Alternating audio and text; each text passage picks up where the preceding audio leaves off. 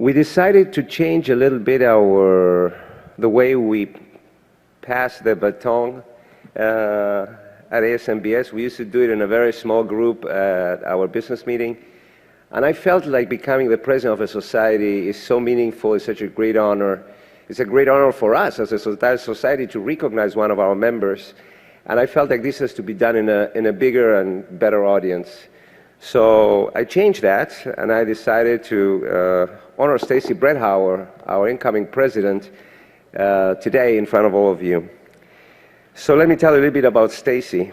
Stacy Bredhauer is a bariatric surgeon at the Cleveland Clinic, Florida, and he's a professor of surgery at the Cleveland Clinic Lerner College of Medicine. Stacy grew up in Colorado and graduated from the University of Colorado Boulder in 1989. He was then commissioned in the U.S. Navy and received his medical degree from the Uniformed Services University of the Health Sciences School of Medicine in 1993. He did surgery and internship at the National Naval Medical Center in Bethesda, Maryland, and then became a naval flight surgeon and served as an air wing flight surgeon abroad, the United States, at the USS Kitty Hawk, and then the USS Abraham Lincoln for 2 years while deployed to the Arabian Gulf.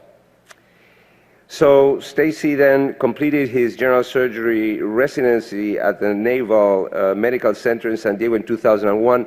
Stacy's surgery doesn't look like that. This is not a resident. But having said that, after residency, he was assigned as a staff surgeon in Okinawa, Japan for 2 years and deployed with the U.S. Marines aboard the USS Essex. He then returned to San Diego and deployed to Iraq in 2004 with the 1st Marine Expeditionary Force in Taqadum, Iraq.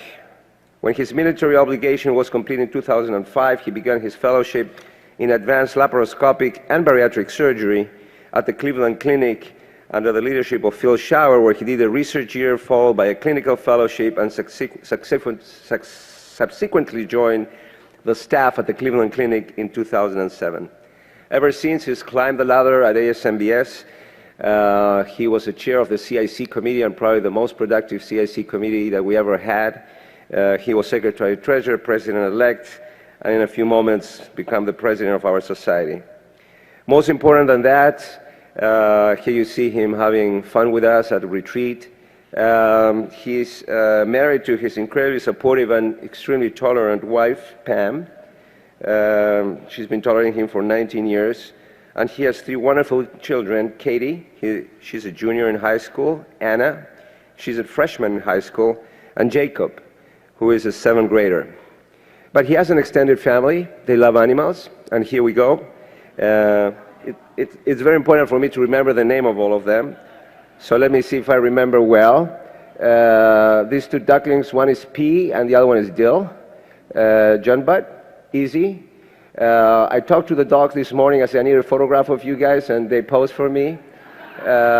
You got Potato, you got Sugar, and you got here Toby.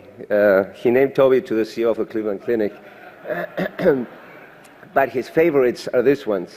Mario, Mario's his favorite. You look like Mario, Stacy. One of his donkeys, Mario and Tucker. These are his 2 favorite animals. So he is also an avid fisher. He likes and spends time as much as possible in the mountains of Colorado and Montana fishing. That's why we hear him give his conference calls. So Stacy, come on up, get your gavel, and let's give him a big round of applause.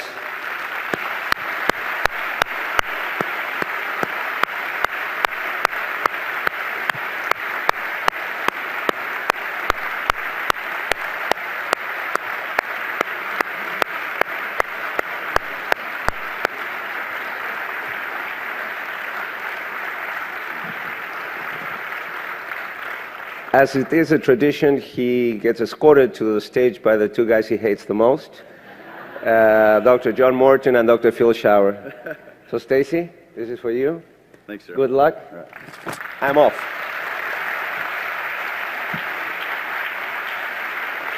I'm going to take this again. Thanks, Raul. I really, truly appreciate that. We didn't leave anything for my speech next year, my introduction, but we'll have to get some more animals before next year. Thanks to Phil and John, along with all of my friends, colleagues, mentors that are here in the audience today for the tremendous amount of support you've given me and encouragement you've given me over the last decade. Special thanks to Raul for your leadership and your friendship and your year of great accomplishment as our president. We really appreciate all of the work you've done for us. It's really a tremendous honor for me to serve you and serve this society as your president, and really to follow in the footsteps of so many great leaders that I've admired so much throughout my career. And as Raul will demonstrate in his address today, I'm sure, the energy, the activity, the productivity of this society is really, truly incredible. And I look forward to adding to that and having another great year of accomplishment as your president.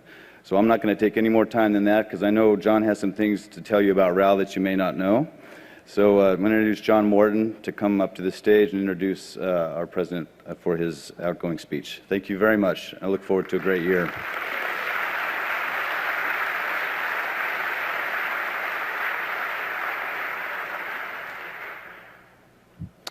Well, thank you, Stacy, and it's my honor and privilege to tell you a little bit about our president, and that's Dr. Raul Rosenthal. And I think everybody knows Raul, but I'm going to tell you a little bit more about him. The first thing I'll tell you is I love him like a brother, and he has meant a lot to me personally, and he's meant a tremendous amount to the society. His level of organization, commitment, focus, dedication is unparalleled. He cares, and he shows it every day. He is our 30th president at the 33rd meeting, and I think there's more threes coming up. I want to just go through his accomplishments, and they are many, and I wish I had more time to go through them because it is impressive. This is the kind of work that builds a legacy, and the way you become immortal is by having people trained with you, and that's what Raul has done. He's had so many students, residents, fellows, and they do it the Raul Rosenthal way. And for that, I know that his legacy will not end today, it will continue on into the next century. He is the Chief of Staff, he is the Chairman of General Surgery, the Director of the General Surgery Residency Program, the Section, the Institute, and the Fellowship Program, as you see there. I don't know what else he can do at Cleveland Clinic. Maybe be Chief of Marketing as well, but he has done everything. He's a Professor of Surgery at the School of Medicine. He's a Governor for the American College of Surgeons.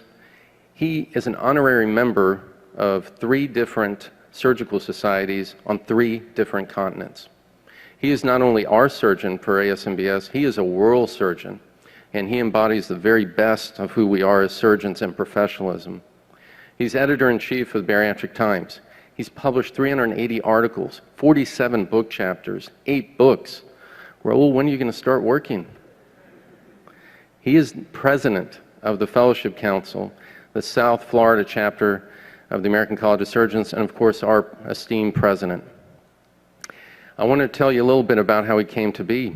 And if you take a look here, he's traveled all over the world, starting out in, I'll show you here, in Argentina, moving on to Cambridge, on to Germany, then LA, and then to New York. This is finally in Florida. And this is the journey he took, from Rosario, Argentina, to Cambridge, Frankfurt, Germany, LA, New York, and you can see the pictures here, and you can see what a journey it's been. I would love to see Raul tell his story in a book, because I know he's got some incredible stories to tell. Can you imagine all the experience that he's had at these different places? Can you also imagine what it's like to go from city to city, to state, to country, and not only fit in, but excel? That is a remarkable, adaptable human being. And it's a testament to his focus and dedication that he's able to do so much, so well, for so long. This is his education, starting in Argentina. He got a certificate in English at Cambridge. He has an MD degree from Argentina. He has an MD degree from Germany at the Goethe University. I hope I said that right, Raul. And then he also started his, he did a fellowship in addition to his residencies that he'd already done in Germany and in Argentina, in LA with Ed Phillips. And I think the one thing, if you've heard of the 6 degrees of separation with Kevin Bacon, you know, where everybody seems to know him, well, Raul has 1 degree of separation. He knows everybody, starting, of course, with Ed, and then moving out to Mount Sinai, where he was chief resident with Michel Gagne. It's pretty incredible. This is one of my favorite quotes, and I think it exemplifies a lot of who Raul is, and that is his ability to move forward, to be persistent and determined, and to persevere. And I think that he embodies the best aspects of humanity, where we always, always move forward, and we always, always work together. That's really been his motto for many, many years. So the things that remind me of Raul are that he's a superb surgeon and embodies every aspect of that definition. He is the triple threat. He teaches, he takes care of patients, and as you can see, he's a phenomenal researcher. His international scope, in my opinion, is unparalleled. When we live in a day and age where we talk about building walls, he's building bridges to other places. He's working with people to get them towards a common purpose and goal. His humanity is exemplified every day in every way through his faith and his family. I can say without certainty, my family had something, a health issue recently, and Raul was there. That's the kind of guy he is. He will always be there for you. And there you can see him. Doesn't everybody want to take him home?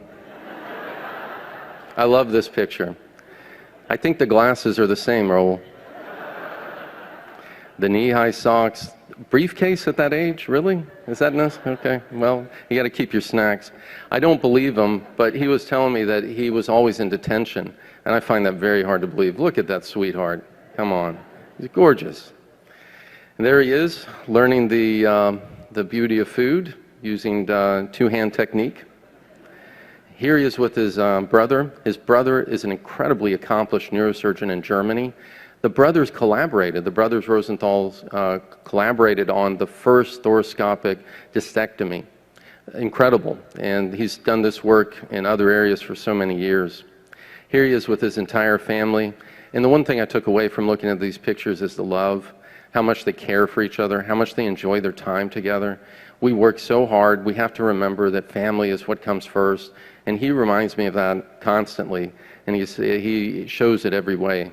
And here they are again with his glasses and his beautiful family. Now this is an interesting photo. I had to research this. We went to the archives for this one. And I believe he won the best Lederhosen of the year. And the prize is Le Grand Carrot? I don't know. So he'll tell you more about it, but inside of it he's got a cornucopia of goods. And he probably, you know why he probably got it? Because he was an awesome student. I'm certain of that. Now here he is playing rugby. You can see him right there in the middle. There's an old saying that, you know, the wars that England won were won on the playing fields of Eton, where they played rugby. And you can see that he learned to work with a team, and he learned to be determined, and he learned to win. Here he is with his lovely family, looking very formal. And you can see what a handsome group they are. And here he is with his queen, Seema. And she means a lot to him, and they mean a lot to each other. Very inspiring, as you can see there, and a very beautiful couple. And there he is when he got inaugurated into the Fellow of American College of Surgeons. And here he is with his beloved family, with Noam and with Dana, and you can see them all there together. They're a very close-knit family, and it's a joy to see them together. They let an interloper in for a little while. His son went to Stanford, and I'm sure that I was proud of him, but the pride that their family had for the son was just infectious. It was something to see. He is, of course, a founding member of our family, the ASMBS family, and even though he may not be president in a short time, he will always be a member of this family, and he will always be someone that's treasured. We've heard of the three amigos, but really we're the musketeers. We're a band of brothers and sisters bound by a purpose towards a common goal, which is helping the most vulnerable of our population, which are the obese, and we do it together, and we're happy to have everyone here. we've got him in the family now. I think I'm going to adopt him, especially because he looks so cute. And there he is with my parents this past weekend. He charmed my mom to no end, and she was going like, "Why can't you be more like Raul?" So I'll close with just saying one thing: he who finds a faithful friend finds a treasure. My mom is from El Salvador, and one of the highest compliments you could pay someone in El Salvador is to call someone a caballero, someone who is always there, who has the finest manners, and always is available for help and encouragement, and is a very treasured friend. So I'm going to close here with my favorite picture, and you can see what a journey it's been for Raul from Argentina to New Orleans. And I want you to show it and mean it, stand up, and give us a big round of applause for our president, Dr. Raul Rosenthal.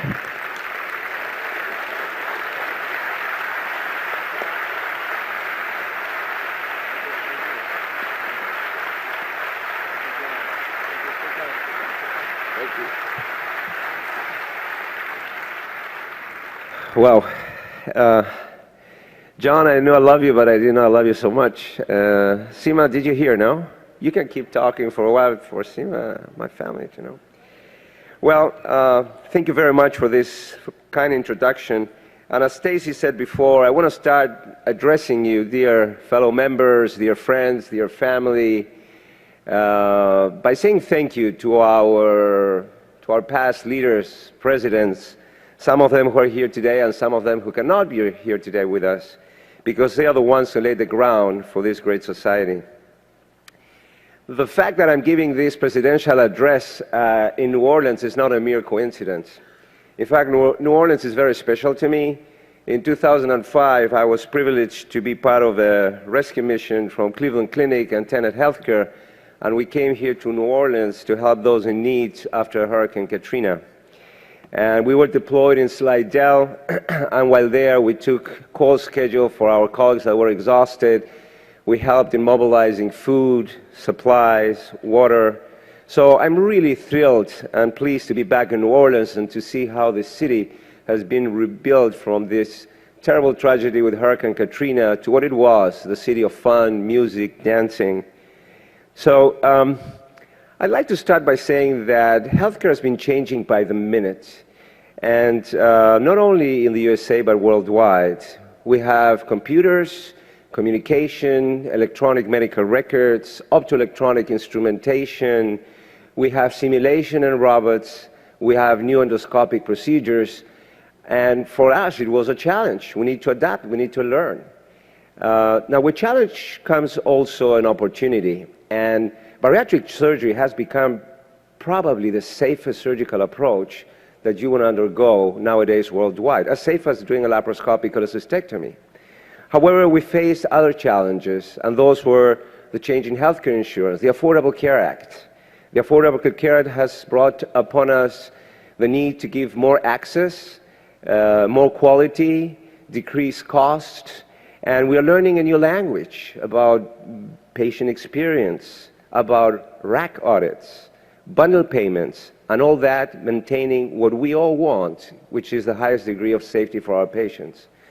So the questions that we leaders at ASMBS were posed is, or tasked with is, how are we going to adapt? How are we going to adapt to all these changes and do it in a timely fashion?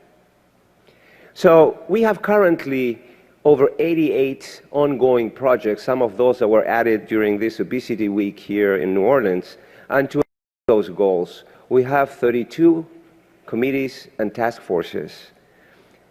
I like to quote General Eisenhower when he was talking to his troops during the Second World War, and he was telling the generals how to engage the soldiers. And by doing so, he was giving them an example of a chain. And if you have a chance to listen to Bob Davis' TED Talk, that is phenomenal, he's saying if you push a chain as hard as you push, like pushing your soldiers, you don't know where they're going to go. But different is if you pull on it. If you pull on it, if you engage them, they will follow you. And that's a task that we leaders at ASMBS have every day. How can we get people to follow us? How can we get all this accomplished, these 88 projects? And what you're going to hear now is not about me, it's about you, it's about ASMBS, because you are the ones who do the job every day. I can whistle a symphony, I need an orchestra. And let me introduce you who are the members of the ASMBS orchestra. And let me start with our staff. And they have their own director, Georgianne Mallory. They spend countless hours and days making sure that all conference calls are being taken care of, that all projects are moving along. The members of the Executive Council, I have to thank you guys so much for your time, dedication, for your wisdom, for your vision. So many hours we spent in face-to-face meetings. And let me also thank Michelle Garnier, MD, who is the Program Director now at Executive Council member, and the co-chairs of the program, Dr. Natan Zundel, Shanu Kotari, that put together this wonderful academic and social program today. And they were supported, obviously, as always, by Georgianne, Jennifer, and Christy Kaufman. In order to adapt to the changes in surgery and medicine, we started new committees. And we started a private practice committee because 70% of our society is made by private practitioners. And Rami Lufti took upon that, and he's creating best practice guidelines. He's trying to look at trends in practice, and he's developing courses that some of you might have participated this year. Bipen Chand took over the Flex Endo Committee, and he's starting to establish a core curriculum, and together with SAGES, our dear society friends, is developing a module so that we can teach our fellows how to do flexible endoscopy from the go. Tony Petrick started a forget committee because our patients have also biliary tract disease, abdominal wall hernias, they have reflux, they have hiatal hernias, and we are the masters of the hiatus. We are the ones who take care of that, and Tony is working diligently of that. We started a military committee that is led by Eric Anfeld, and we are addressing the problems of our men and women in uniform. It's so difficult for them to come to these meetings. And when they are deployed, they need CMEs, they need MOCs. So we're starting a webinar. And Eric is starting a process where all 14 bariatric military centers in this country are going to become part of MBS Equip and start a collaborative. Great job, Eric. And Steve Archer called me one day and said, Raul, I have an idea. Why don't we start an obesity prevention committee? I felt it is a great idea. Because as I'm going to show you in a few, we are fighting with so many myths and stigmas that they think that when you get bariatric surgery, you will regain the weight, all the weight back. And this is not true. And they looked at the literature, they're putting together guidelines and a statement. They are developing a new language because obesity is cancer, and we are not that far away, as I'm going to show you in a second. Obesity and cancer are chronic diseases, and they recur. So we're talking about how to treat the patient when it has weight regain. Neoadjuvant therapy, adjuvant therapy. Great job, Steve, for doing that. Alan Saver, one of my former fellows, I tasked him in starting a video education committee, and this year you saw the unedited video sessions that Alan put together. He's also working on an archive and a video program that will give you CMEs and MOCs. And our communications committee, led by Dan Heron, great job, Dan, in leading this crowd, putting together webinars that soon are going to give us also CMEs and MOCs. Rich Peterson, working day and night in all possible committees. He's a champ of Facebook. And Neil Flock, that I hope he's sitting here in the audience. Neil became the Twitter, great Neil to have you, the Twitter champion. When we started this year, our society had 2,300 followers in Twitter. This year we have over 13,000 thanks to Neil. And Julie Kim and Rogers with the CIC committee putting together guidelines and statements and help us on our daily basis in our practices. Our integrated health professionals led by Chris Bauer and Karen Flanders, great job with the nutritional guidelines, with the preoperative psychological evaluation. And let me now highlight what I consider are the three top projects, initiatives that we accomplished this year, because this is enduring material. Stephanie and Dan Jones put together a fabulous web-based application called The Essentials of Bariatric Surgery that will take care of a student, a fellow, a nurse, even a physician through the complete care and continuum of the pre, intra, and post-operative of a patient that needs bariatric surgery. And Corey McBride, you know, education in America, thank goodness, it's changing. And we are going from the traditional 5 years residency and 1 year fellowship to the 4 years residency and 2 years fellowship. But we are now measuring our residents and fellows with milestones, which is also something different.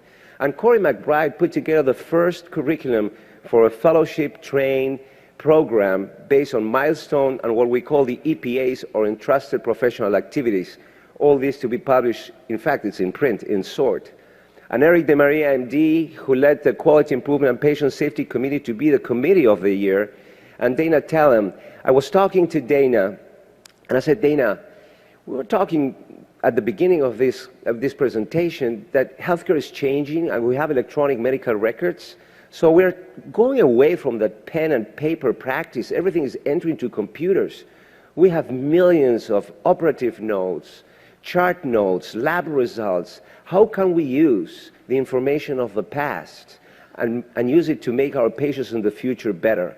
And this is what CarePaths are doing. And Dana Tellem assembled a group of expert bariatric surgeons and put together a fabulous CarePath that soon is going to be printed and available to you online, where you can mine that electronic medical data and do an evidence-based, step-by-step approach on your patients, improving outcomes. And as our Affordable Care Act is asking us to decrease costs, maintain quality, maintain patient experience. And let me say it very loud and clear. I believe that in the last 10 years, the greatest accomplishment of this society has been what Francesco Rubino and Phil Sharrow have done in London last year in having diabetes surgery being recognized and supported not only by the ADA, but 45 other societies. Marina Kurian, MD, and Colin Stilwell, Executive Director, helping our foundation to develop more programs. And I encourage you to give, because we are supporting initiatives for advocacy, we are supporting the PAC, we are supporting so many important projects for education, for research. Thank you very much for that. And this year, our corporate council partners, the industry, no conflict of interest. We work together in taking care of our patients. The industry has surpassed $1 million to help us get where we want to be and do research and education. And this is my orchestra, but every orchestra needs a first violinist. And our first violinist has been John Morton, MD. And I tell you why. He's been my co-president. He never went away. The guy is so passionate. He has so much vision. He developed the PAC, and please come tonight. Please come tonight at 6:30 p.m. to welcome Senator Cassidy. Because as I'm going to show you again in our survey, we need to advocate, we need to educate. Our public does not understand what obesity means. And he also works all the time with Access and joining Chris Joyce, who is a state chapter committee chair, trying to get procedures covered around the nation. He never stops. He put together a wonderful meeting that I believe is going to be replacing NIH consensuses, which is the Obesity Summit, that gathered 40 societies representing hundreds of thousands of healthcare professionals. If you want to know how many oncologists, anesthesiologists, endocrinologists, surgeons, internists, primary care physicians, nurses, dietitians, their societies are always there. And they put together statements that we're going to be publishing pretty soon as well. So please, join me in giving them a big hand to the ASMBS Orchestra.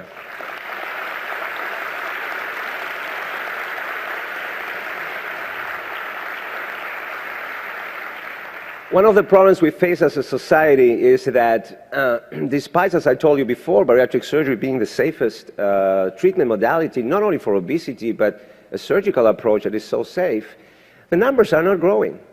And if you look at this chart, you're going to see that in 2014 we did 193,000, and 2016 we did 196,000 cases. This is, to me, flat. It is no growth. And the question we need to ask ourselves is, why is this happening? How is it possible that we have this problem in America? America has 24 million morbidly obese subjects. Let's assume that 12 million of those have medical insurance. And why are we operating on 196,000? Where is the gap? Why do we have a gap? And how can we address that gap? And Simon Sinek, that I encourage you to hear if you have time on TED Talk, talks about how people adopt new ideas, new treatments, sleeve gastrectomy. You know, it is very quick with the innovators and the early adopters, but then it takes a steep curve up for those who are the early and late majority. These are the guys who are still doing open surgery and using, rotary phone. You'll never convince them to do anything new. They're going to stick to their old guns. But how can we address this issue? John said yesterday, and I wrote it down this morning, changing people's minds and hearts around a disease takes time. And we heard it also from Camilo Ricordi, our Mason lecturer, how it takes time to change people's minds. So about 8 years ago, I was also wondering, Because my son was telling me, hey, Dad, if you say that you guys are doing so well, why aren't you operating more? And I took 100 patients that walked into the Cleveland Clinic that were morbidly obese, and they went to the Department of Medicine to taking care of their diabetes, hypertension, sleep apnea. And I said, why are you here? Would you consider bariatric surgery? And our hypothesis was that lack of insurance coverage was the #1 reason, and fear was the #1 reason. But in 70% of the cases, the problem was denial. They don't see themselves as being morbidly obese. So talking to our guru and think tank master, Roger Kissing, who is our consultant for strategic communications and PR, at the beginning of this year, we were here sitting in January planning this program. I said, what can we do different, Roger? And Roger said to me, why don't we do a poll? Why don't we do a poll? I think we need to understand better the disease in America. And the name of the poll is Obesity in America. And we didn't do it, obviously, but we partnered with NORC, which is a National Opinion Research Center, probably one of the most prestigious polling centers in the United States. They are based at the University of Chicago. And what we tried to do is to measure the awareness, understanding, the perceptions around the obesity disease. We use a validated methodology, and our goals were to start a national dialogue, to look at perceptions, misperceptions, and we wanted also national media coverage. So we surveyed areas like link of obesity to disease process, risks of diseases and risk of benefit and treatments, perceived barriers. So we took 1,509 adults and we oversampled for obvious reasons because they're most of the time more obese or obesity is more prevalent, African Americans and Hispanics. And we looked at diet and exercise, prescription medications and bariatric surgery as possible treatment options. We also listened to their feelings and frustrations, empathy, anger, happiness, what they like, what they don't. And let me show you some of the highlights. I cannot show you all the findings, but we're going to publish this in a high-impact journal. The first thing we did is we did a press release on November 1st. And what happened on November 2nd, that this survey was in the health section of the New York Times. And this is so important because there is something wrong. We need to communicate to the public. We need to communicate to the people what we do and what's going on with the obesity disease. And yesterday we found out that it's going to be also in People magazine and in Cosmopolitan. So these are some of the results of the survey. We're making progress, ladies and gentlemen, because there is growing awareness about the risk of obesity itself. 81% of those that we polled felt like obesity is as serious as cancer. This is major progress to finally have someone understand that obesity is a disease and kills, or we think it is a disease. They even felt it's more serious than heart disease, diabetes, or HIV.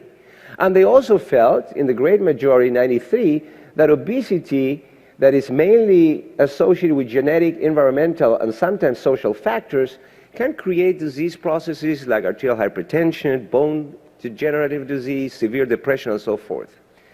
But they still need help. They don't see it as a disease. If you look here at this table, 37% of them only felt like this is a disease, but 61% felt like it's a predisposing factor. And if you had a chance yesterday to come here and listen to Dr. Faruqi's fabulous presentation, we know that obesity is a disease. We know that those cells are producing leptin and the brain is not responding. So we then asked them about the denial issue, because I did my little study in my clinic, and it was probably biased, but this is unbiased. And when we look at denial, the sad news is that they still live in denial. Only about half of Americans consider themselves to be overweight, 47%. And we know, and everybody knows, that probably 60 to 7% of Americans are overweight. So this is far below what the CDC has been reporting. Most of those who meet the BMI criteria for obesity, those who are obese, most of them don't believe that they are obese. So there is still a significant amount of denial. And then I asked them about, or we asked them about treatment modalities. And this is mind-blowing. I just told you that they think that obesity is as serious as cancer. So who that has cancer goes to the gym and takes a diet and doesn't go to the doctor? Nearly 80% of them take it upon themselves. And some of them have died up to 20 times and failed, and they keep trying. Why? Probably because they don't know what we're doing, how safe we are. Weight loss surgery was an option only in 59% of the cases. Formal exercise programs and losing weight with the help of a doctor in 68% of the cases as a second choice. And one of the things that I've been preaching to the choir, it is not easy to go to an operating room when you have a disease that doesn't hurt you.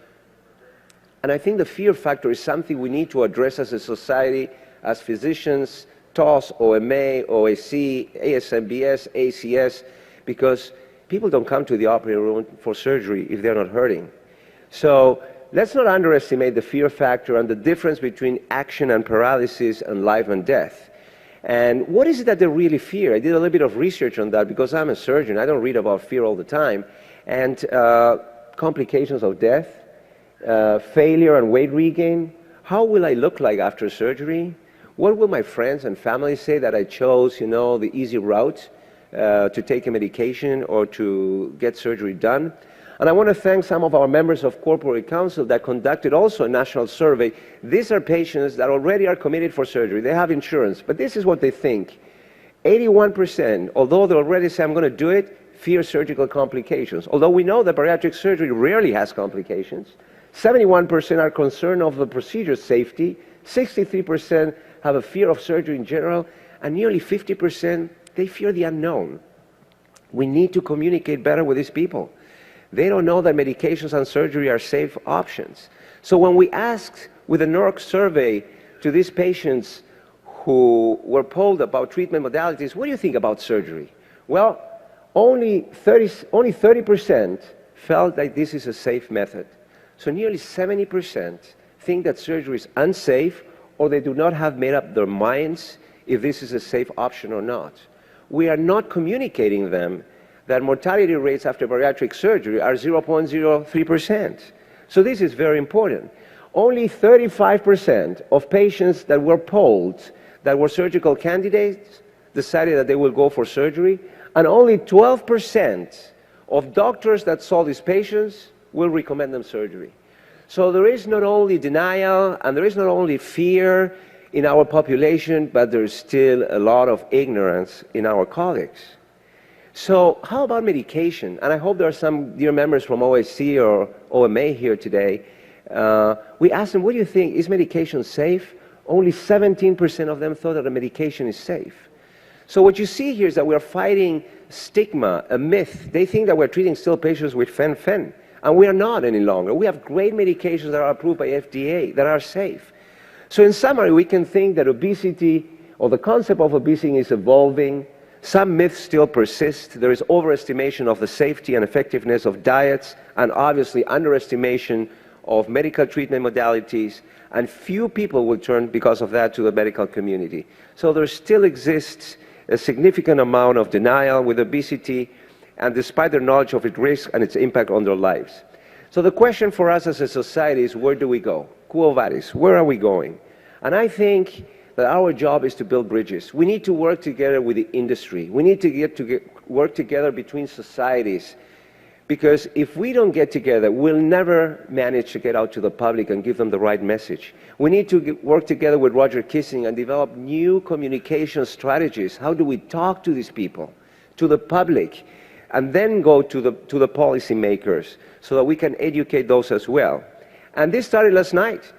Here you can see Robert Claypole and Andrew Bergdahl, the presidents of Ethicon and director of Covidian, sitting together at dinner talking, friendly. We need to work together. We need to get these guys to join us and develop strategies. Not that we do our poll, you guys do your poll. That's how we're going to change. And as John likes to say, a rising tide lifts all boats. Let's talk to these people. Let's educate. It's going to be good for all of us. Now, we come together today and listen to great talks and share a lot of great news and science.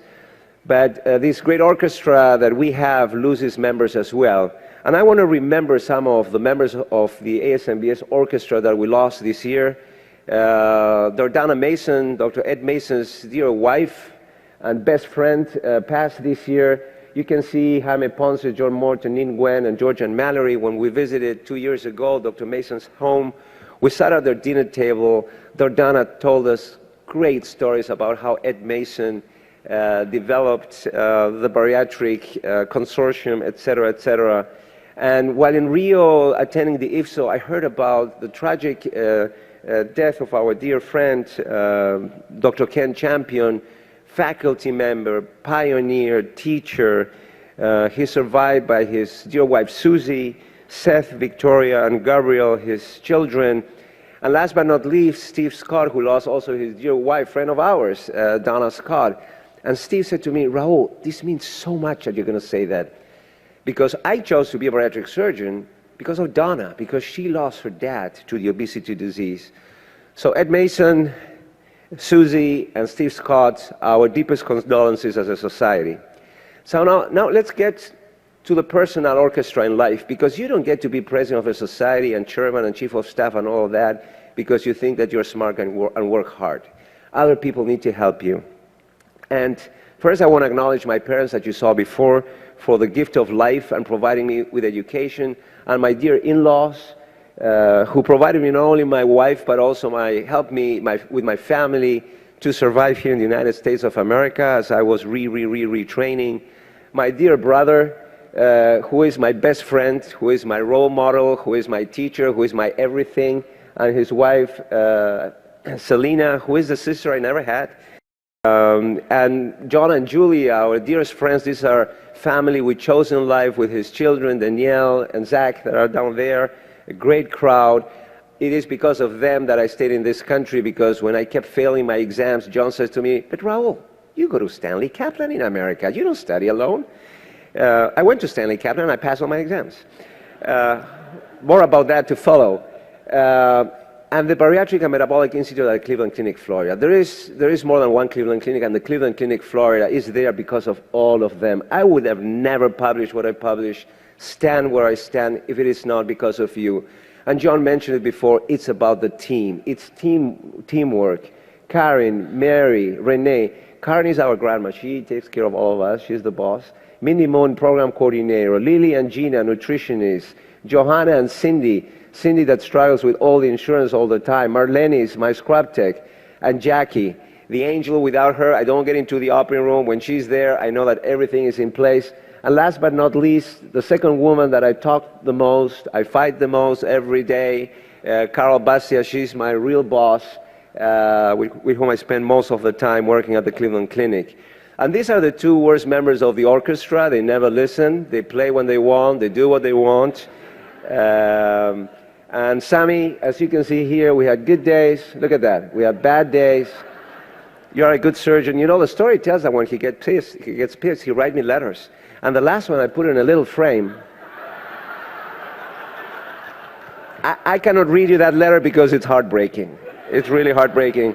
But I have to say that Sam is like a brother to me. He is a great surgeon, a great friend. You see him here with his family, Ari, Mark, Nicole, his beautiful wife, Pierina, and the last acquisition, poor Yankee.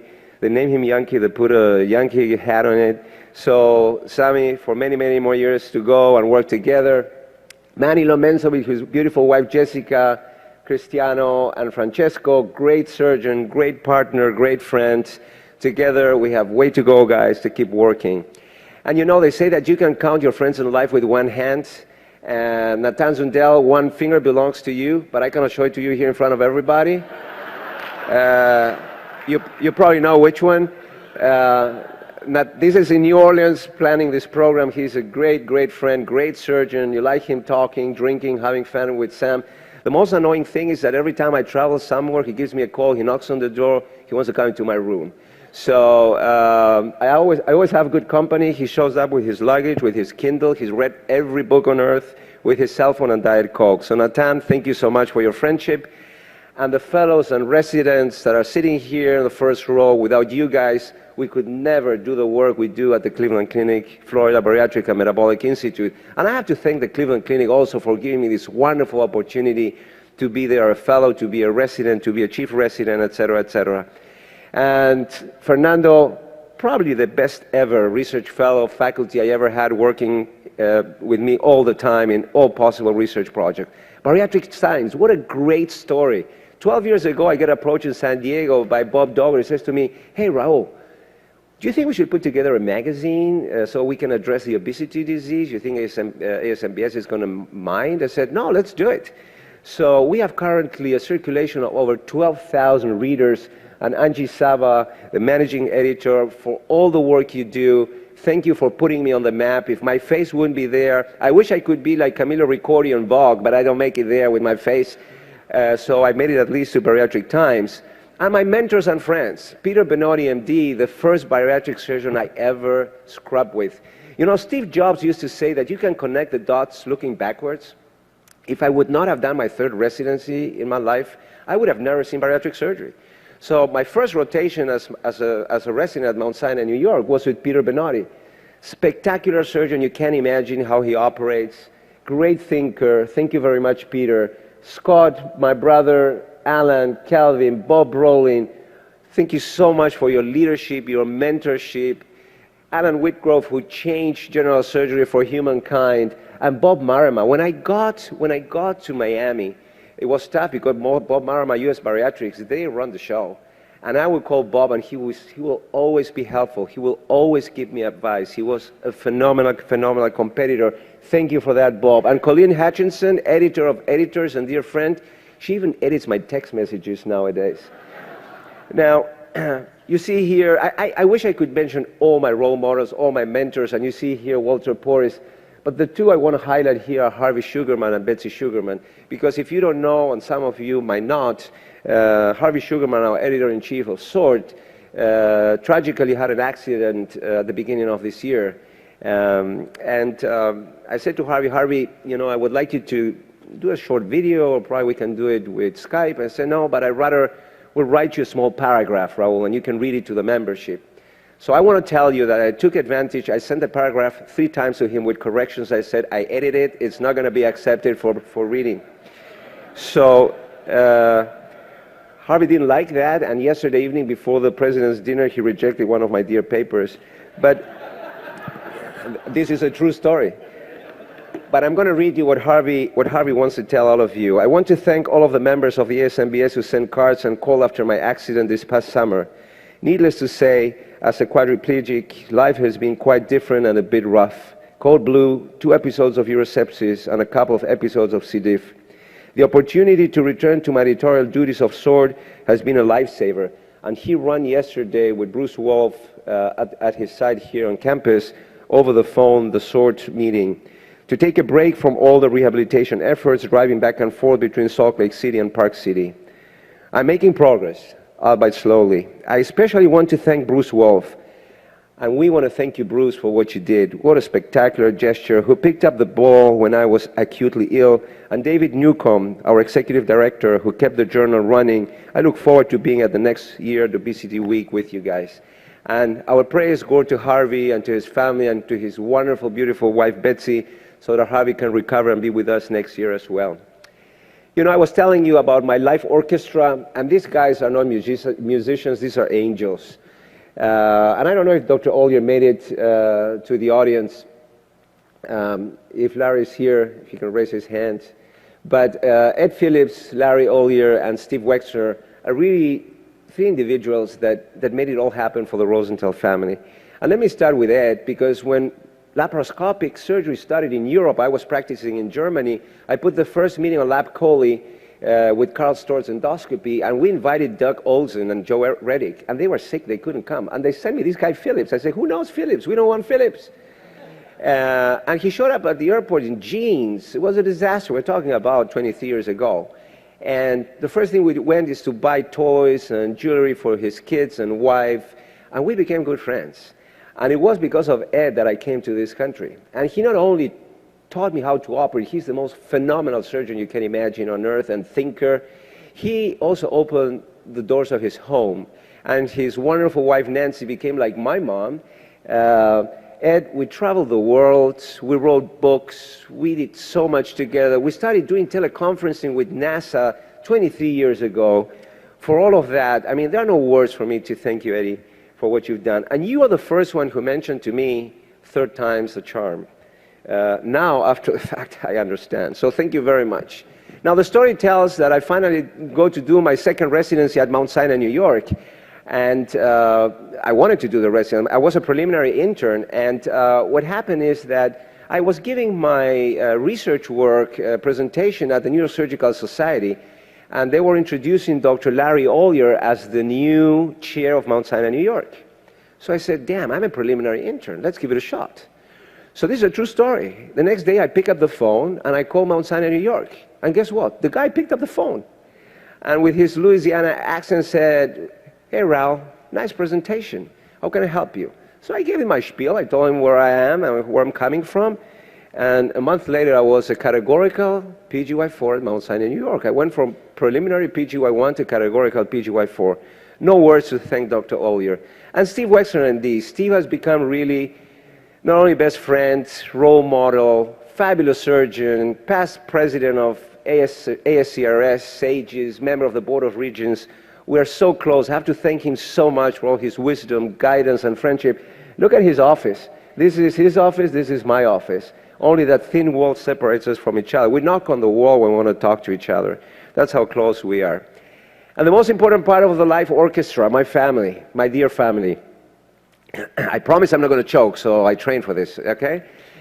Because I have to tell you how proud I am of you, Dana, who is a behavioral analyst, studied at the Rekanati Institute in Israel, here today with his wonderful boyfriend, Saba, and my dear son, who is probably the one who achieved the highest degrees in the Rosenthal dynasty by graduating at Stanford as an environmental engineer. To both of you, I'm so proud. You guys are amazing kids. And thank you so much for making, what all parents like, to have kids when they wake up and make them so proud. And you would imagine that at home, you need a first violin, and I'm the first violin, but what we got at home is an orchestra director, and that's not me, that's Sima. That's my wife. And Sima, I'm going to say it in front of everyone, you're an amazing woman. Your parents educated so amazingly that you educated two amazing children. I have to also recognize that you can be the best friend and the worst friend sometimes. It's been 28 years, and I'm in front of this crowd. I'm going to pledge for 28 more, but I'm still not going to close the shower, and I'm still not going to pick up the dirty laundry, just want to tell you.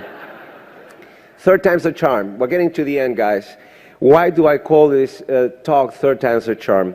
Well, born and raised and studied in Argentina, then went to Germany, then came to the States, 3 countries, 3 languages, 3 passports. 3 times I had to study medicine. One in Argentina, I had to revalidate in Germany, I had to do the same thing in America. And as John showed you, I moved from California, I moved to New York, and then I had to move to Los Angeles, to Florida. I got to Cedars Sinai to be with Ed. He says to me, "Oh, you're going to be a professor, you don't need to do anything, you don't need to do anything." At the end of the day, he got me in an office and said, "You have to do residency, you have to do everything." So I went there for a 1-year fellowship. 1-year fellowship became 3 years. I have to say, I was probably, if not the first, the second or third fellow in the history of the United States of America of laparoscopic surgery. And I want to use the opportunity to thank Bruce Wolf, who is a quiet role model. The guy doesn't talk too much, but you guys got to watch him. And thanks to him, I helped him. I was privileged to help him in setting up the Foundation for Surgical Fellowship and work at the Fellowship Council that I'm privileged to be the president now. So yes, I spent 3 years fellowship with Ed. I'm a survivor. And he told me, after I failed twice my USMLE, step 1, he said, "Third time's the charm." I said, "What does he mean?" I took it for the 3rd time, and I wanted to do residency. I sent all my paperwork, 15 years of training and books and everything to the American Board of Surgery. They gave me only 3 years of credit. So I had to do 3 more years of residency that I did at Mount Sinai, New York. I had already done 1 in Argentina, 1 in Germany. And then I said, well, I've been at the ASMBS. I want to become the president of the ASMBS. And after running twice and losing, I had to run for the 3rd time, so I made it. But I became the president of the Fellowship Council and the South Florida chapter of the American College of Surgeons, something you don't want to happen because you want to concentrate on your job. So 3 times the charm again. And then I said to Georgianne, I said, "Georgianne, let me ask you something. How many years have we been around?" I said, "Oh, 33 years, Raul." And so I'm the 33rd. "No, you're the 30th president." And she said to me, "Guess when ASMBS was founded, Raul?" It was on June 3rd, 1983. I said, "Wow, this is great." And if I may caution you, look at your calendar, what day is today? November 3rd. And I didn't plan that, but it seems like to keep trying is not wrong, guys. John also showed us a very nice paragraph that you don't need to know it all. You need to keep working. You need to try and fail. And I want to read what Michael Jordan used to say. "I've missed more than 9,000 shots in my career, lost almost 300 games. 26 times I've been trusted to take the game-winning shot and missed. I failed over and over and over again in my life, and that is why I succeeded." And to finish, You probably don't know this guy, Aldo Trocero, MD. He was the first surgeon, my mentor, I had the opportunity to scrub with.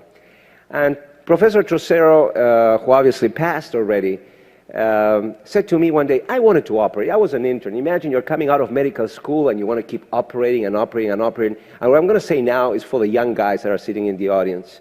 And he said to me, he took me aside one day and said, listen, Raul, I didn't want to do hernias. I wanted to do hysterectomies and colectomies. And he said, you know what, do the surgery of yesterday better tomorrow.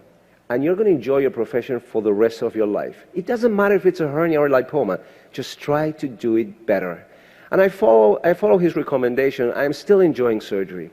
But what happens the best to me, and this is a true story, we were rounding one day at the hospital, and we used to have those long wards with one bed near the other, so there was no division. And there was this woman that had a pelvic tumor, and I wanted to operate on her. I was really avid to operate on her. She was bleeding, and I kept asking him, pulling on his lab coat, hey, when are we going to operate? When are we going to operate? 1 day, 2 days, 3 days. So one day he took me aside and he said to me, you know what, Raul? A good operator works with his hands. A good artisan works with his hands and with his intellect. But an artist works with his hands, with his intellect, and with his heart. And I want you to know that surgery is an art. I don't know if I can do the operation. I don't know if we have the equipment. I don't know how to do it.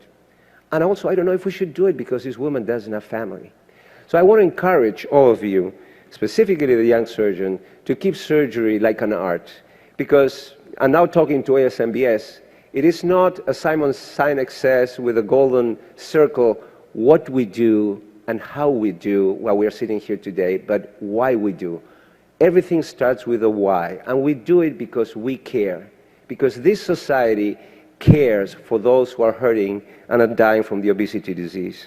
And let me finish by quoting Peace Nobel Prize laureate, great writer, Elie Wiesel, who said, honors are very pleasant to receive, but it all depends what you do with them.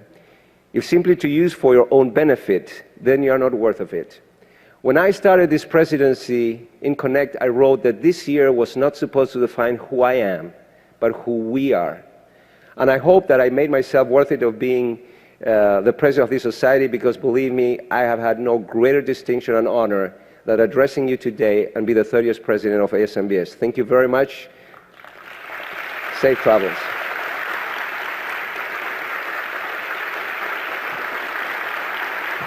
Yep, thank you.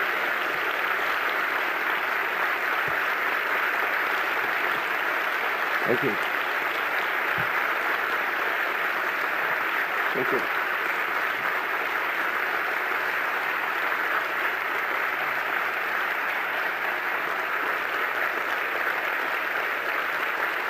Come on. Thank you very much.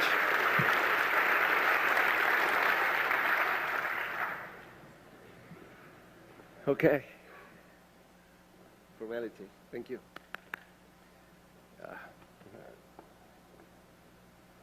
We have a small gift in token of appreciation for all your efforts. It's just a remembrance for all you've done. But you're going to stay in our hearts. What a wonderful address. Thank you for everything you've done. I think we ought to get everybody up on the stage. What do you think? No, leave him sit. No. It's okay. We should give him one more big round of applause. What a year. Thank you, man. Thank you. The plaque. You have to give me the plaque. Oh, a photograph. You can show it there. Come with it. By yourself. By yourself. Okay. And the meeting is adjourned.